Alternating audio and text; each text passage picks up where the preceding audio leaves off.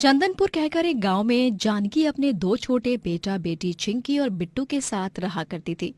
वो एक गरीब मछली वाली थी। वो रोज सुबह जल्दी उठकर अपनी नाव में सवार होकर मछलियां पकड़ती और फिर उन्हें बाजार में जाकर बेचती। मछली ले लो मछली, ताजा ताजा मछली, दाम में मस्त और स्वाद में भी एकदम जबरदस्त। खाओगे, हाँ जी खाओगे तो हो जाओगे चुस्त दुरुस्त और तंदुरुस्त। मछली ले लो मछली। अरे मुझे ये 2 जोड़ी सुरमई दे दो और ये बॉम्बिल भी दे दो। अरे वाह वाह जानकी, आज तो बहुत ही ताजा ताजा मछलियां पकड़ कर लाई हो। हाँ, चलो चलो, मुझे ये सोल और ये हलवा मच्छी दे दो, 3 3 जोड़ी। वाह वाह जानकी, आज तो बहुत ही ताजा ताजा मछलियां पकड़ कर लाई हो। चलो चलो, मुझे ये सोल और हलवा मछली दे दो, 3 3 जोड़ी। ठीक है बहन जी। जानकी के पास खुद की एक नाव थी जिसका नाम उसने बन्नू रखा था। बन्नू को उसने पेंट करके सजाया भी था। वो उसे बहुत संभाल कर रखती। जानकी अपने दोनों बच्चों से भी बहुत प्यार करती। गरीबी में भी वो उनके माथे पर एक शिकन तक नहीं आने देती। चिंकी, बिट्टू, ये लो, तुम दोनों के लिए क्रीम रोल्स और वेफर्स लाई हूँ। ये लेकिन ये सिर्फ आज के लिए, हाँ? रोज रोज जिद की तो फिर कभी नहीं दूंगी। चलो अब इसे खा लो, फिर पढ़ने बैठना। हाँ लेकिन माँ, इन क्रीम रोल और वेफर को खाकर तो मुझे गहरी कुंभकर्ण जैसी नींद आएगी। मैं कुछ देर सोऊंगा फिर पढ़ लूंगा। हाँ माँ, आप भी तो कहती हो ना कि नींद सेहत के लिए बहुत जरूरी है। और ड्रामा और नौटंकी की दुकानों, चुपचाप खाकर पढ़ने बैठना है तुम दोनों को। मैं मछली बेचने जा रही हूँ। नीतू दीदी से कहते जा रही हूँ कि आधे घंटे बाद घर पर एक चक्कर मारे और देखे कि तुम दोनों पढ़ रहे हो या नहीं। ठीक है बाबा, पढ़ लेंगे। हाँ मदर इंडिया, पढ़ लेंगे हम। आप निश्चिंत होकर जाओ। जानकी से बाकी मछुआरे बहुत जलते थे क्योंकि सबसे सुंदर नाव सिर्फ उसी के पास थी और वो नाव नदी और तालाब के बीचों बीच आसानी से जाती थी, जिससे जानकी बड़ी बड़ी मछलियां पकड़ पाती।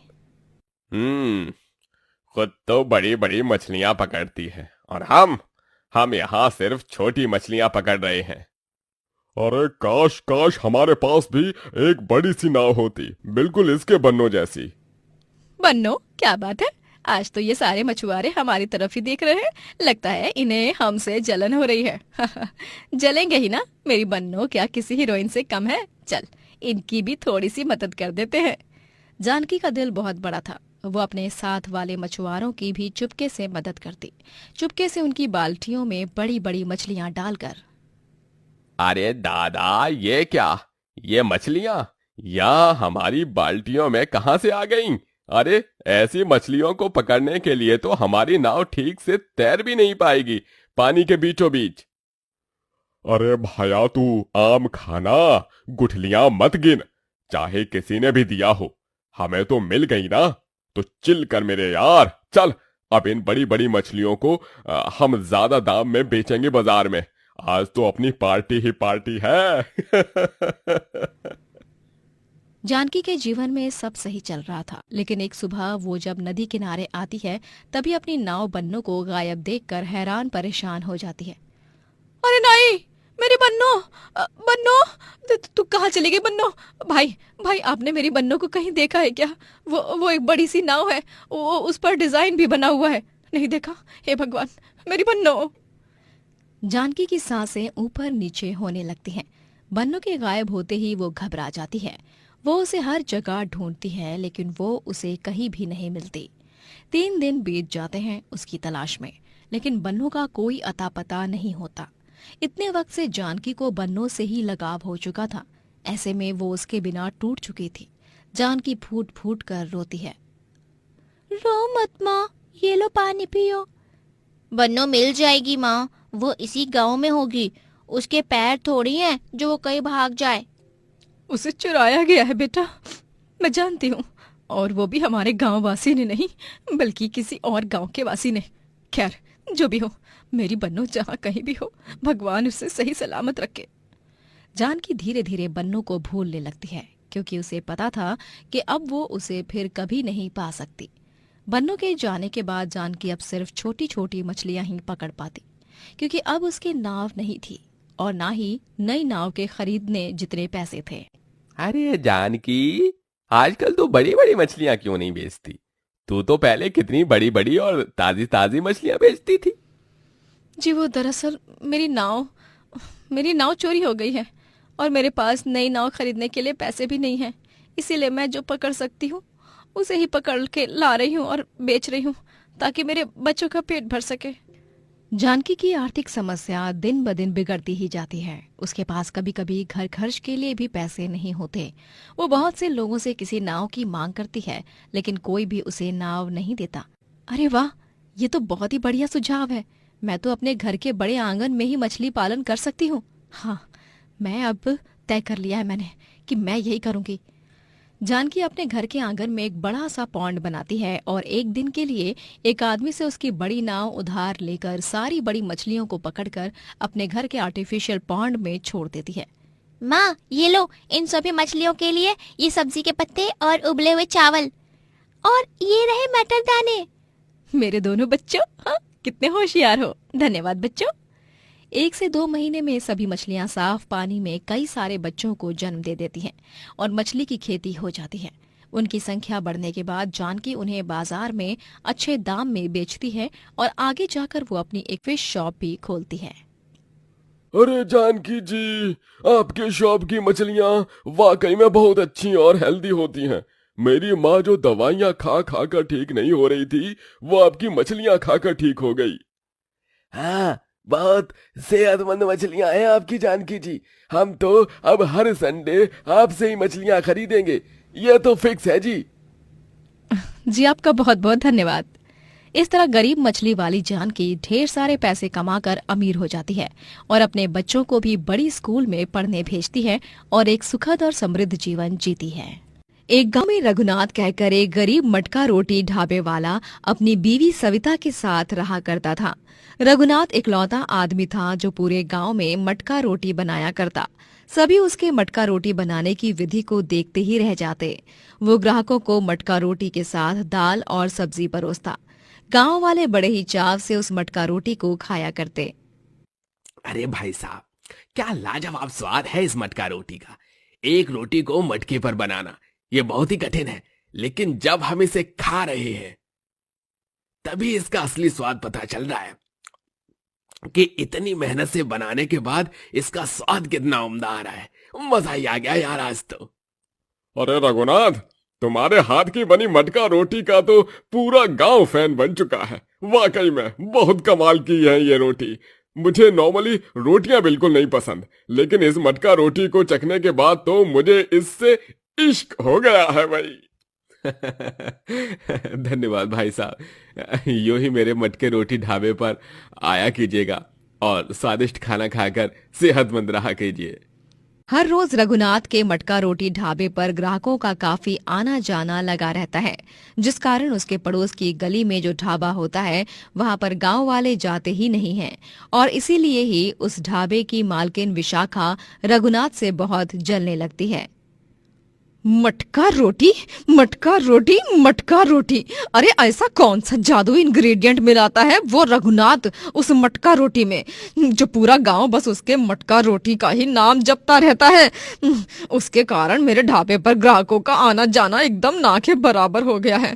अगर ऐसा ही चलता रहा तो एक दिन मुझे अपने ढाबे को ताला ही लगाने की नौबत आएगी। नहीं, ऐसा नहीं होगा। मुझे कुछ न कुछ तो करना पड़ेगा। कोई कांड तो जरूर करना होगा। विशाखा अब रघुनाथ का नामो निशान मिटाने की योजना बनाने में जुट जाती है।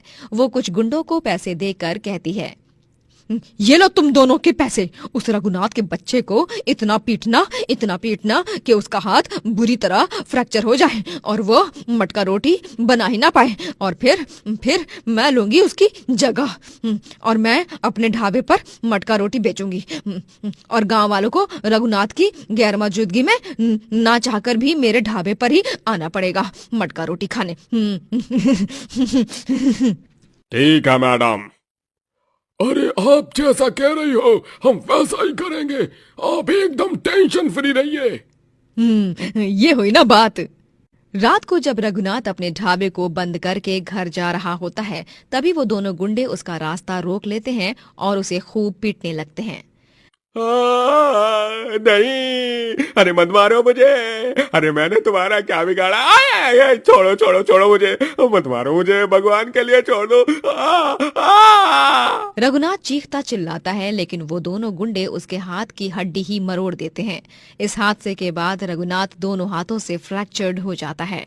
प्लास्टर तो लगा दिया है, अब आपको कंप्लीट बेड रेस्ट करना होगा रघुनाथ जी।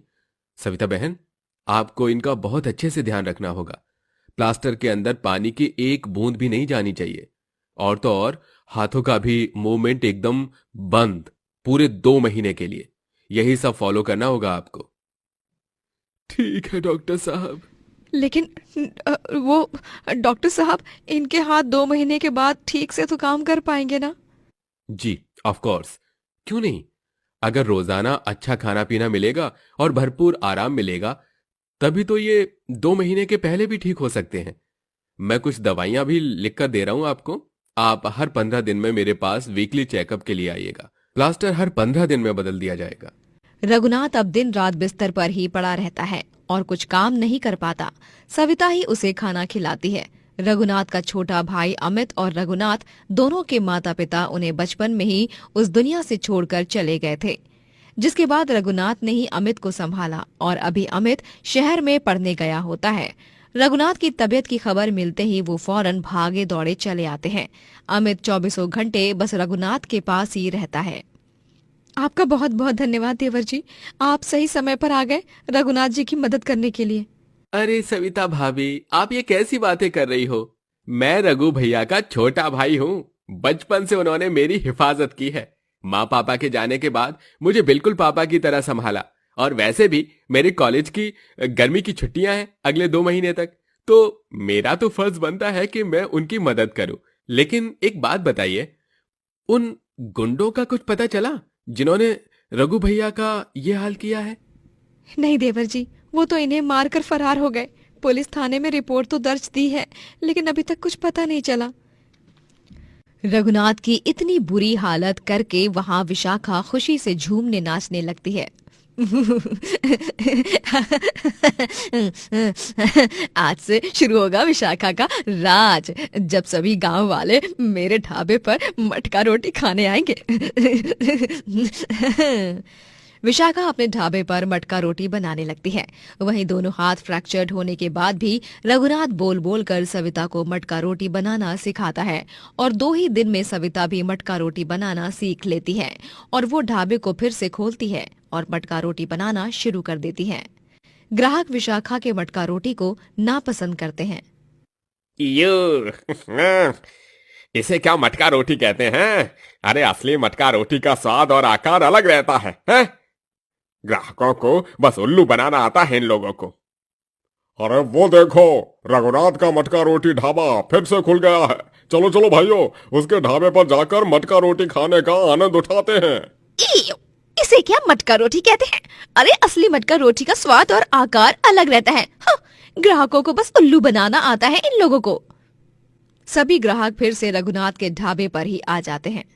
अरे वाह सविता भाभी, आपके और रघुनाथ भाई के हाथ की बनी मटका रोटी का स्वाद तो एकदम ही सेम है, बिल्कुल किसी जीरोक्स कॉपी की तरह। अरे भाई, मटका रोटी तो सिर्फ इस ढाबे की ही अच्छी बन सकती है। कुछ लोग खुद को ज्यादा ही होशियार समझ बैठते हैं। बड़ी आई मटका रोटी की कॉपी करने वाली। उस विशाखा के ढाबे पर मटका रोटी तो क्या, किसी भी फूड आइटम में स्वाद भी नहीं है। सब कुछ बेस्वाद मिलता है वहां पर और फ्रेश भी नहीं होता। विशाखा को ये सब देखकर सुनकर बहुत गुस्सा आता है। वो गुस्से से अपने ढाबे के सारे बर्तनों को, सामान को यहाँ से वहां उठाकर पटकने लगती है।